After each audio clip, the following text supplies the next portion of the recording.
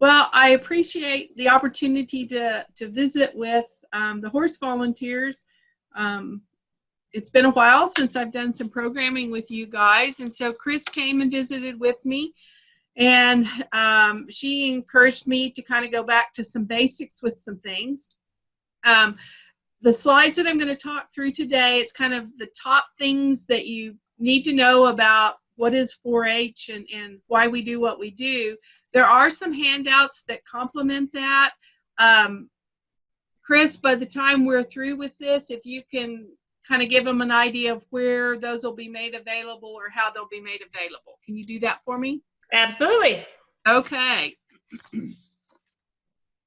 So the number one thing that I think is really important for volunteers and families to know is that what we're about, and we're about positive youth development. Everything we do is tied back to positive youth development. And so on this slide, we see the three primary reasons for positive youth development, and that's positive and sustained relationships between youth and adults, activities that build important life skills, opportunities for youth to use these skills as participants and leaders in valued community activities. In 4-H, the critical components of a successful learning experience are a sense of belonging, independence, generosity, and mastery. These are referred to as the essential elements. Across the board, our curriculum, our clubs, our project groups, our day camps, our activities, our events, all of the learning experiences should be rooted in the big M, which is a simple acronym to help us remember the essential elements. Belonging and positive youth development, that means youth need to know they are cared about by others and provided a sense of connection to others in their group. They need positive relationships with caring adults. Youth need to feel safe to learn, succeed, and fail, collaborate, synthesize, and explore new ideas and experiences. Independence in positive youth development is that youth are allowed to be independent thinkers, able to influence people and events through decision-making and actions. Youth are the change agents, having the confidence and competence as a result of their 4-H experiences, and then youth are active participants in their future. Generosity in positive youth development is youth know their lives have meaning and purpose. They're given opportunities to value and practice service for others. Research has shown youth who experience generosity become caring and empathetic adults. Mastery in our positive youth development is youth being engaged in the learning. They have opportunities for mastery, and the term mastery means developing a broad knowledge or skill in a subject. 4-H introduces our youth to a breadth and depth of topics and allows them to pursue these interests. They develop self-confidence through the experiences of problem solving and meeting those challenges. 4-H is about youth-adult partnerships. The key to this partnership is that adults view our young people as valuable resources who have ideas, experiences, and assets that contribute to the betterment of our organization. For a youth-adult partnership to emerge, adults cannot view youth as an object to be dealt with or as recipients of programs.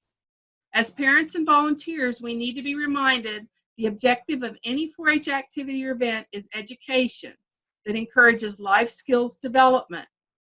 Through the use of the experiential learning model, our members are learning by doing, but more importantly, are learning to reflect upon the experiences and to understand those applications to other aspects of their lives.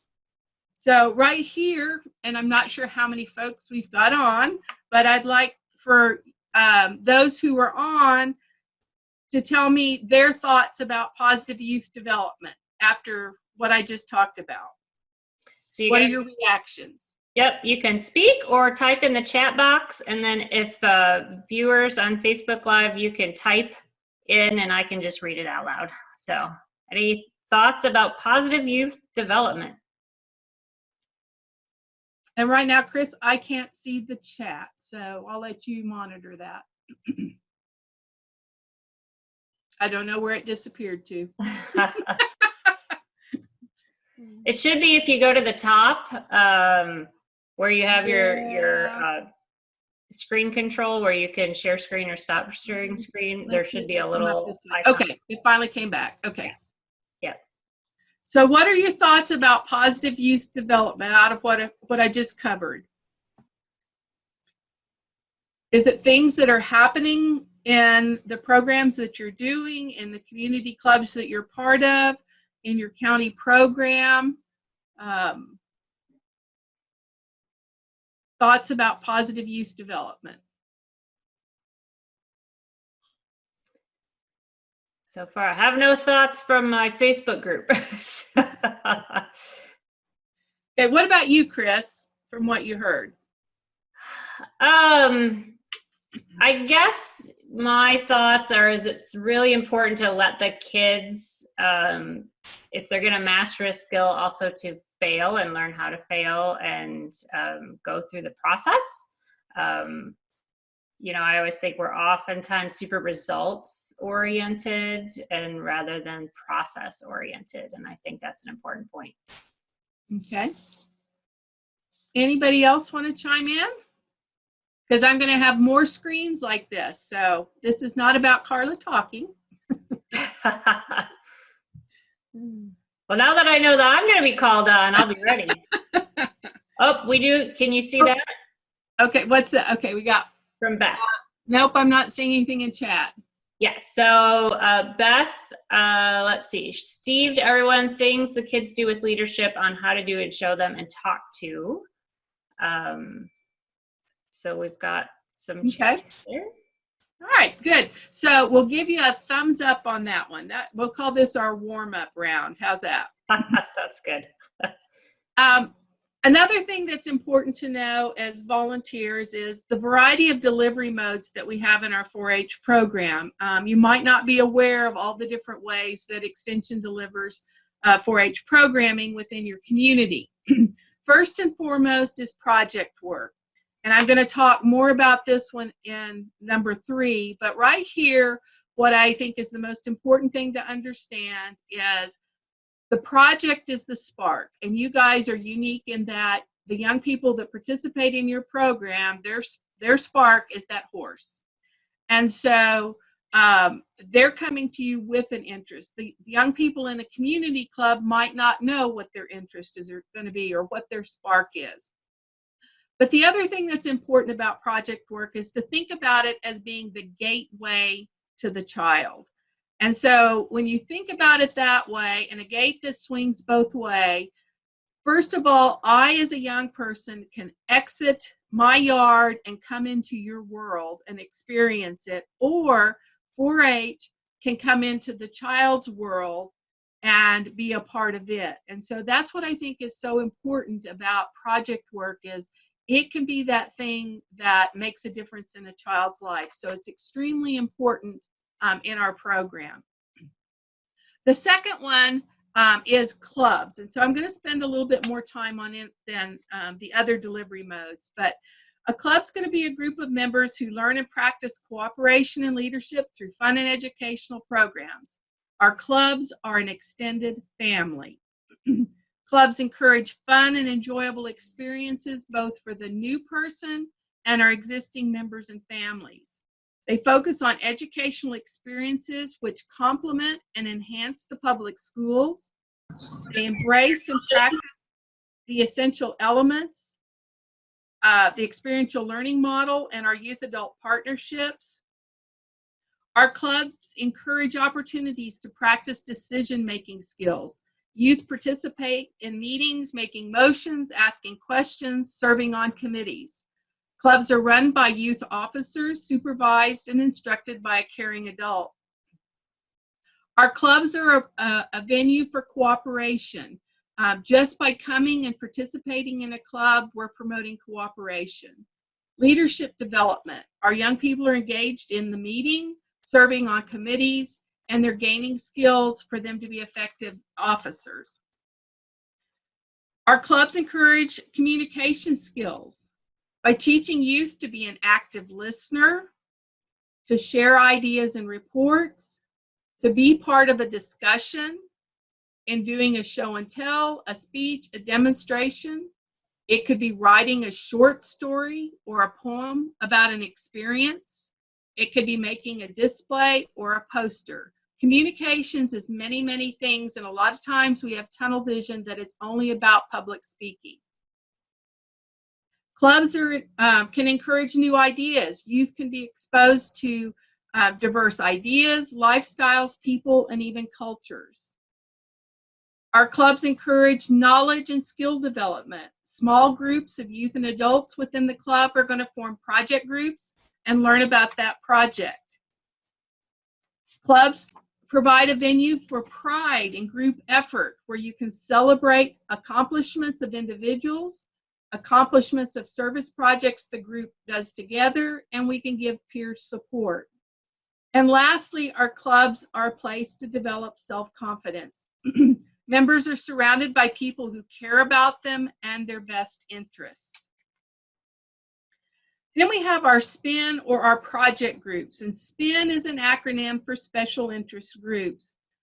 This is a learning environment focused on a particular project area. A project leader's role is not mere information giving or entertaining. It's to create a learning environment and a structured learning experience, and to help that learner interact with that information. Activities and events are an extension of project work. They're not separate from that. The objective of any activity or event should be education and the development of life skills. Learn by doing, and learn by doing is part of the experiential learning model. An activity or event provides opportunities to learn by doing at many levels. The individual, as an individual, the member learns by doing in just preparing their project. At the local club, they learn by doing in planning, preparing, and possibly conducting something like a tour.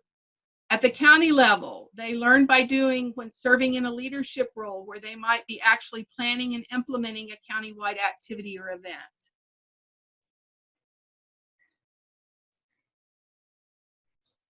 We have school enrichment, and this is something done during school time. Its content is research-based, and it complements or enriches the content being taught by the school or the teacher. And then lastly, we have after-school programs, and these are done in conjunction with other organizations, Boys and Girls Club, daycares, any programming that goes on after school. And the educational content is delivered at that venue. Both school enrichment and after-school programs can be delivered by either a volunteer or extension professional. So, delivery modes being used by you, your club, or your county. So, can any of you share things that you know are going on at your, again, in your location? So you guys can write in the chat box, or you can unmute and talk too, either one.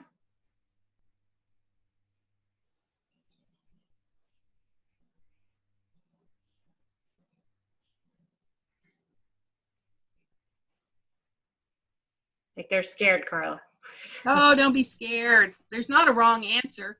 4-H member-led food drive. Oh, that's a great one. Okay.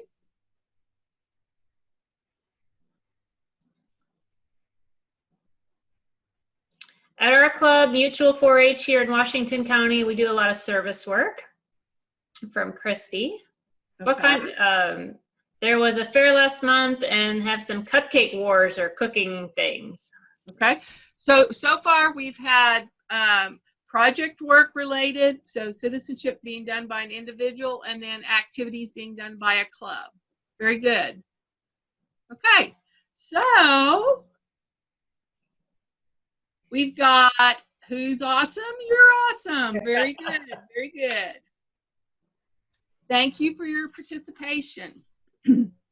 So the fourth area is project work. And so this is an area that sometimes is kind of confusing for folks because of terminology that's used. So I'll try to help a little bit with that.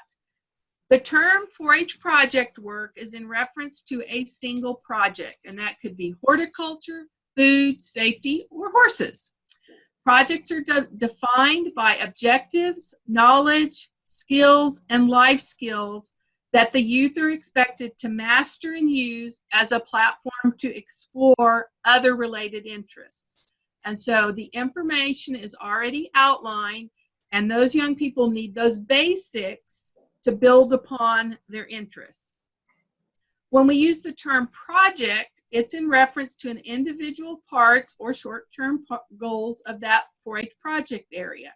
So each project within the project work provides an opportunity to apply the defined knowledge, skills, and life skills. So one of them is mastering and using it, and then the other is applying it. Through project work, youth are directly involved in learning both subject matter knowledge and skills. And a skill is defined as a learned ability to do something well and is usually tangible. Indirectly, we are teaching our young people life skills. Life skills are the way one applies those learned skills and knowledge to a real life situation. They're intangible skills that often have a greater long-term impact than in developing resiliency in our young people. Project work is not about competition and awards. Project work is about the process and the experience. And Chris said that earlier, so I was like, yay, you used a good word there. It's about providing a safe environment for real life experiences. We help our kids make a connection between that spark, and in our instance, it's horses, to home, school, community, workforce, and careers. A competitive event is a form of evaluation. And by having it, we're trying to determine what knowledge, skills, and behavioral changes have resulted in that young person as a product of their education and preparation for the event. Project work's a lot like being an athlete or a musician. The child is constantly learning, practicing, setting and resetting goals, and becoming more resilient in the process. The best of their best is exhibited at a competitive event in an effort to seek feedback on their mastery of knowledge, skills, and life skills. We're about creating a blue ribbon youth and not a blue ribbon project. And I forgot to click all my little buttons over here. Golly gee, sorry about that. So curriculum. This is very important. Curriculum is a guide to project development. I've heard lots of people saying, what do you mean about curriculum? Where do you get the curriculum? So we're going to talk about that this evening. It's the curriculum in 4-H has been specifically designed for teaching core concepts, which are age and grade appropriate. The materials are research-based. Look at the Oklahoma curriculum first, then look at other land grant systems for additional 4-H resources before seeking other reliable sources. And that's because we are focusing on positive youth development in the as our curriculum is being designed and developed. So I'm going to hope this all works. So the curriculum for Oklahoma is on our 4-H webpage. When you click literature and links, Oklahoma 4-H literature, animal science. Here you're going to see the activity manuals for the horse project and a member manual for keeping records. I have downloaded one of those in case you haven't seen this. Level 1 And this manual is outlined and goes right along with all the stuff I'm talking about tonight. You're going to see examples of it all the way through these manuals. So completion and participation required. Over here, we have a way to set goals, to record what a young person is doing, things that they're participating in, what they've learned, educational materials that they've accessed, again, more of what you've learned. And so this entire manual, all of these are set up and coincide with what I'm talking about tonight. So I strongly encourage you to use those with your young people,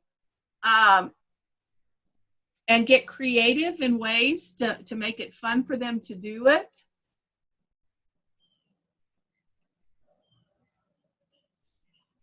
Project leaders and project groups. This is extremely important to help our young people with individual projects. For those of you that are club leaders, I would strongly encourage you to ask the county office to run a report out of the enrollment system to give you an idea of what are the top projects that your kids are interested in your club outside of horses. Okay, outside of horses. Because we want our young people to have a much broader experience within the 4-H program than just being focused on horses, because they're not having an opportunity to really embrace what it is to be a 4-H member and to see all the other connections to the wonderful projects that we offer.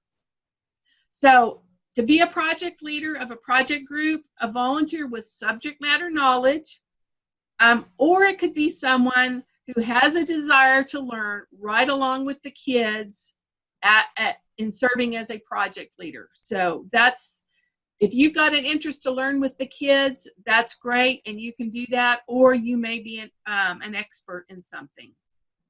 The volunteer works with smaller groups of young people, and this is done outside of the regular club meeting, because one club meeting once a month is not enough time to do all the things we need to do with our young people.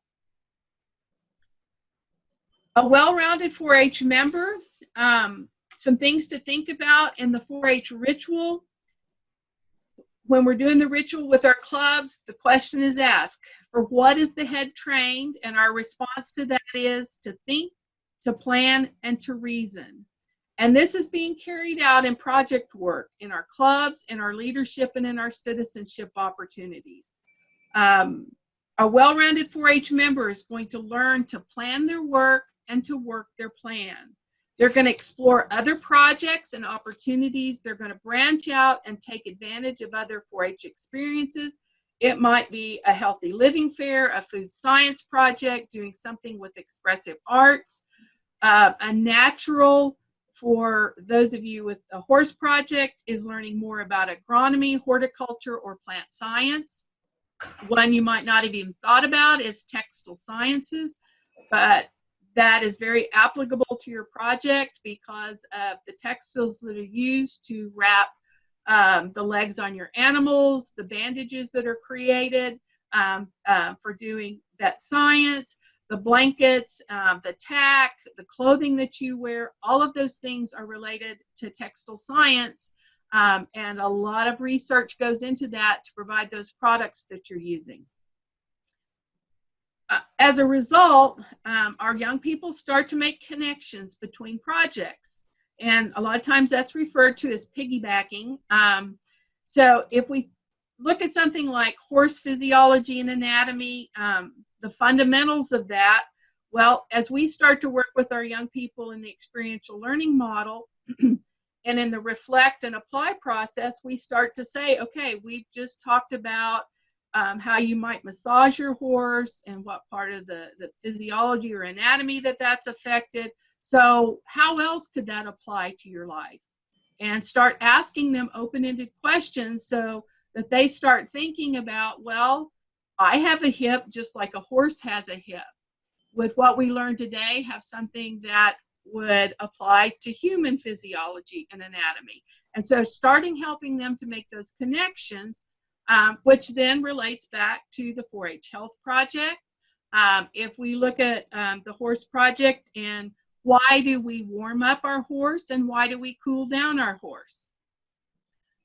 We know that there's a lot of chemistry and science behind that. And as we talk about that and we relate it back to other things in their life, and that's the apply and the reflect, we start thinking in terms of, or one I think of very quickly is an athlete.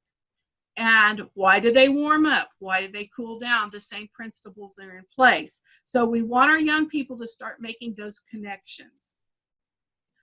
Another one is journaling. And I don't like the word record books. And boy, I'm a long bleed green kind of person. But I think journaling's a better way to talk to our kids about it so they can write thoughts and ideas. They might even draw. But encouraging them to process the experience and to record it using words, pictures, encourage them to write down or list the things they accomplish, the things they learn, and just as important is mistakes that they make and what they learn from those mistakes, to reflect on their feelings, perceptions, and the life lessons, because those are all the things that are going to make those resilient young people. So they're recording both those tangible and intangible moments. So what are some takeaways from that with what I've just shared? What are some takeaways that you just heard?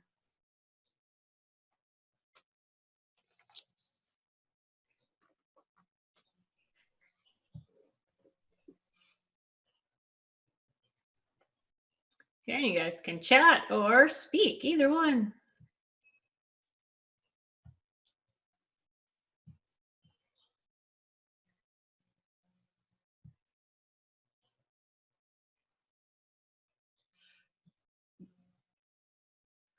Journaling, not just what you, oh, can you read that now, Karla? Oh, there we go. Okay. Journaling, not just what you've invested and learned, but mistakes made and how to improve. Yep, good. Think outside the box and how to connect the multiple areas.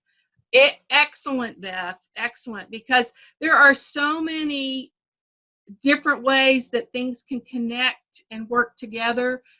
When you talk about the nutrition of your horse, it's the same thing applies, and that's where you start applying it to life is, okay, we're learning how to feed our horse well and the nutritional part of it, but how does that apply to you being, for your, taking care of yourself or a family member, planning your meals and that kind of thing. So helping our young people to take one experience and see how it can apply to lots of other ones. So very good.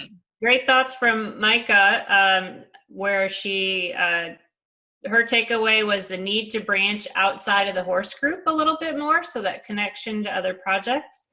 And also the importance of recording mistakes, which I think is great. You know, I've used that in training classes, and even when we did our Nexus Equine Challenge, we had the kids journal, and it was a really, really powerful tool for them to do some self-reflection and realize what went wrong and then not make that mistake going forward. So I love that idea. All right, excellent. So the more you practice, the better you get. An adult's role or a parent's role in the 4-H program. And I think my numbers are off here. I just saw that no matter how many times I went through this today. Oh, goodness. So first of all it's about finding that child spark, keeping in mind that when someone has a passion or interest for something, we make time for it because it brings us joy, inner peace, and even what I call synergy. We get energy from doing it. When I'm doing things that are my hobbies and my interests, I lose track of time. I don't even think about eating. As a 4-H member, one of my main projects was clothing. I would stay up all night long sewing. My parents would let me do that, okay, because they knew where I was at. But that was my passion. So helping find that kid's spark, because it's not hard to get them to do project work when they're doing something they're super interested in. Guide and support that project work without doing the work for them. Encourage and expect commitment. provide opportunities for them to practice and understand the 4-H life skills of self-responsibility, self-motivation, and self-discipline. We're all about creating resilient kids. Challenge our youth to stretch and grow, facilitate their thinking process and how to cope with challenges. The process is more important than the product. Give praise and encouragement and honest, constructive feedback. Offer respect to earn respect, and instill the work the plan, plan the work principle. Be involved. Assist. 4-H is a family affair. The challenge for some adults is to remember this is not an extension of our childhood. Because 4-H is a family affair, there are opportunities for us as adults, for our spark, for our knowledge and experience to be taken outside of the immediate family. We can get involved by teaching, developing programs, helping to organize activities and events. We can step into leadership roles at the club, county, district, state, and even regional level. So we do have our own adult 4-H program, and so we can let the kids have their time in the 4-H program. And then becoming a certified adult volunteer, being committed to going that extra step so that you can work with young people, you can chaperone, you can transport them, and you're going to be protected by the Oklahoma Government Tort Claims Act. And then being an informed parent or volunteer. Participate in the County Volunteer Council, Leaders Council, everybody calls it something a little bit different. Attend those meetings to get information, and those meetings are not just for club leaders. They should be available for any parent, any volunteer, so you can get information, you can become involved in the decision-making process, you can serve on committees, you can volunteer to help, and you can serve as an officer if that's what you want to do. Participate in continuing education at both the county, district, and state level. We even have regional ones. The State Volunteer Conference is on June 27th if everything gets back to some normalcy. If not, we'll be coming up with some alternatives. The registration will go live on April 12th, and you'll be able to register online through your family profile in 4-H Online. And we even have an awesome regional volunteer conference that happens in Georgia at their 4-H Center. I do not know any volunteer that does not come back from that 3-day conference so super pumped and inspired because of all of the wonderful adult volunteers from across the southern region and now even nationally that attend that. So thoughts or questions you guys have, and I know we're getting probably really close to time if we not, because I tried to keep my timer going here.